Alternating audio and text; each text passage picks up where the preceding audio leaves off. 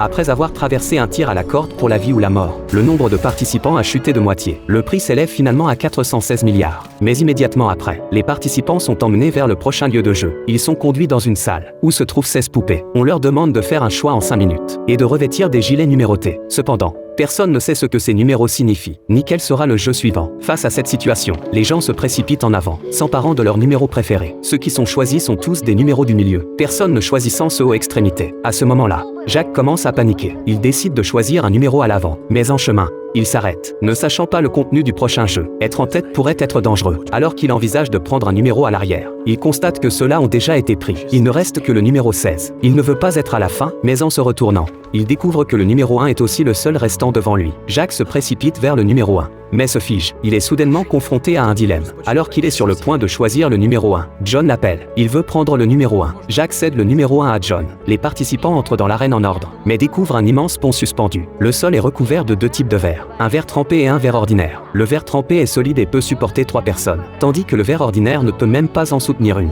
Les participants doivent traverser le pont, selon l'ordre de leur numéro. Pour réussir, ils doivent atteindre l'autre bout du pont. John regarde le numéro sur sa poitrine, désemparé, et se tourne vers Jacques, qui ne peut que baisser lentement la tête. Le haut-parleur annonce que le temps imparti est de 16 minutes. Tout dépassement entraînera une élimination. John enlève ses chaussures et se tient au bord, regardant le verre devant lui, n'osant pas faire le premier pas. Un homme derrière lui s'approche, et le menace de sauter rapidement. John finit par sauter sur le premier morceau de verre. Heureusement, c'est sécurisé. Encouragé par les autres, il se lance vers le deuxième morceau. La dame derrière lui est si effrayée qu'elle en pleure.